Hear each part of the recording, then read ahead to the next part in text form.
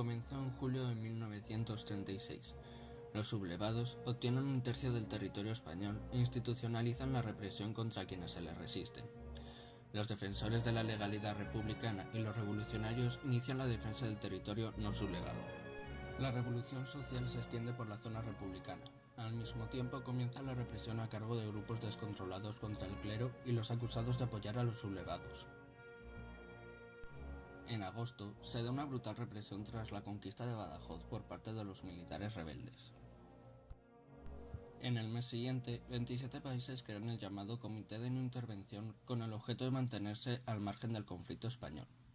El socialista Francisco Largo Caballero se convierte en presidente del gobierno republicano, y el general Francisco Franco decide destinar una importante parte de sus fuerzas para liberar a los rebeldes asediados en el Alcázar de Toledo. Franco es designado por los sublevados generalísimo y jefe del gobierno. En octubre de ese mismo año, Hitler crea la Legión Cóndor para ayudar a los franquistas. Por otra parte, la URSS envía sus primeros equipos de ayuda a los republicanos y llegan los primeros miembros de las brigadas internacionales. En noviembre de 1936, el gobierno de Largo Caballero se traslada a Valencia ante el ataque franquista contra Madrid, defendido por la Junta de Defensa encabezada por el general José Miaja. Los primeros soldados italianos, enviados por Benito Mussolini, llegan en diciembre a España para ayudar a las fuerzas franquistas. El 3 de febrero de 1937, Málaga cae en poder de los franquistas, ayudados por tropas italianas. La represión se cobra miles de muertos. La batalla del Jarama finaliza con el relativo fracaso de las tropas franquistas que no cubren sus objetivos. Ese mismo año, en marzo, las fuerzas republicanas derrotan a las tropas italianas en la batalla de Guadalajara. El 19 de abril, Franco promulga el llamado Decreto de Unificación, por el cual crea una única formación política legal bajo su mando. La ciudad vasca de Guernica sufre un brutal bombardeo de la Legión Cóndor el día 26 de abril. En el mes siguiente, luchan entre sí en Barcelona distintas fuerzas republicanas enfrentadas a causa de la revolución o la organización militar. El socialista Juan Negrín sustituye a Largo Caballero al frente del gobierno republicano. En junio, los franquistas conquistan Bilbao y el resto de los territorios vascos que no se hallaban bajo su control. En julio, la República es derrotada en la batalla de Brunete.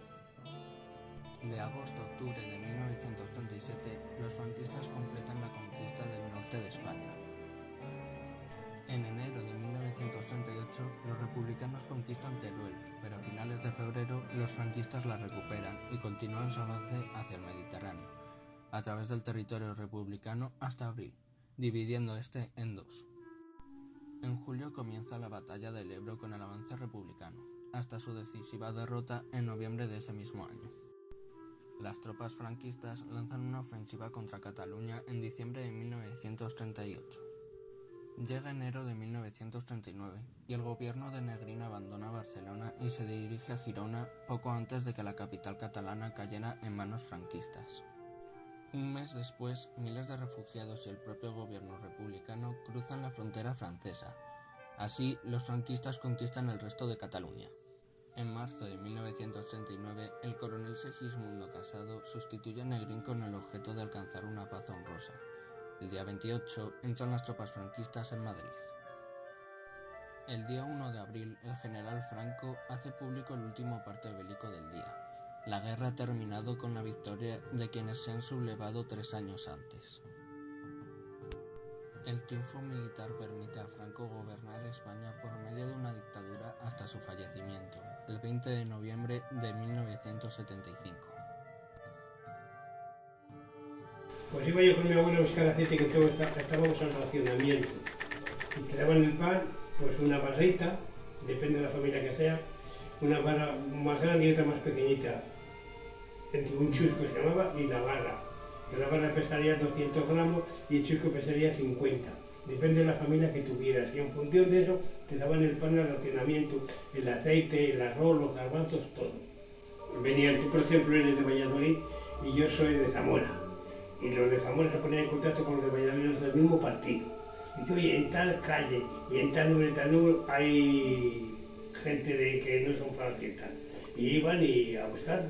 Y los metían en los camiones algunos y los llevaban al cementerio y los mataban en el cementerio. en las paradas del cementerio. Dejan que los calles y te dicen, no te hace falta, que ahora vas a dar la vuelta. Y lo que daban la vuelta, que lo llevaban al cementerio, lo metían en los camiones y lo metían en el pared y lo mataban. Y allí lo metían en una fosa familiar. Metían un montón de ellos, y allí los enterraban y bueno, y desde allí andaban los falangistas a tirar tiros. Tiraban tiros al aire. Y yo los oía. Y mi madre ponía muchas veces los colchones detrás de la ventana por si alguno tiraba para que no penetrara. Que no querían la guerra se marchaban a Francia a ir a la guerra y punto, y dejaban sus familias aquí en España. Para acoger a sus familias después de que abrió las fronteras Franco, que se pasaron bastantes años, bastantes, no me acuerdo cuántos, entonces recuperaron a sus familias con mucho trabajo, porque Franco no los dejaba salir, claro. Y al final se recuperaron y se reunieron en París y siguieron viviendo allí y quedaron allí. Y también conocí a otra persona que eran delitos de sangre de Cataluña.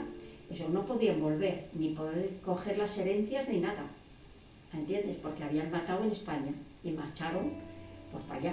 Se escondían por ejemplo, en las bodegas y la gente les iba a llevar las comidas y eso es verídico, ¿eh?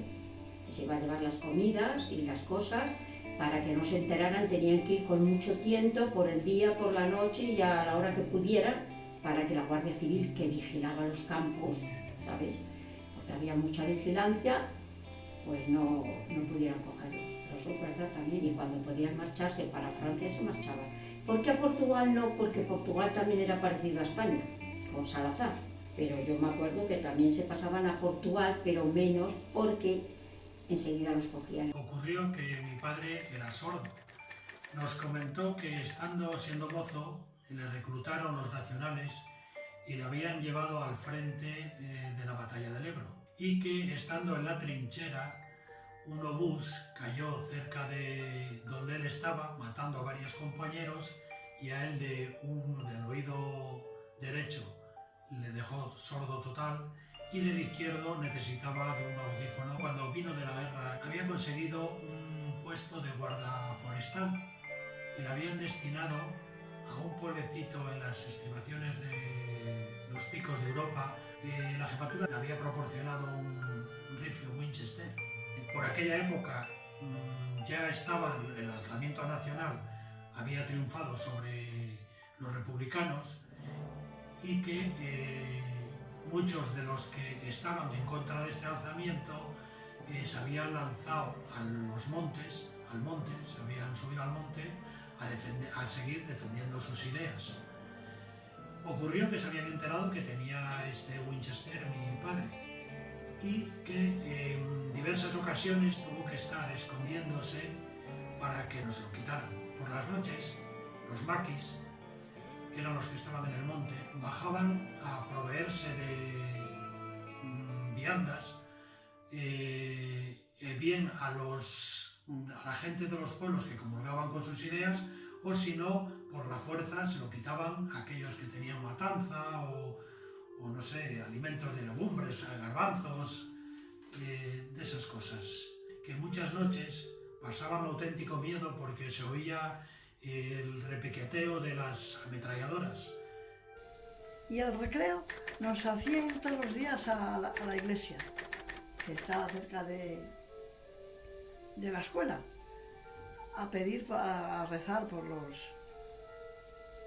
todos los pobres militares que estaban en la guerra, que pasaban mucha hambre, pasaban mucho frío. Después se ponía lo que fuera.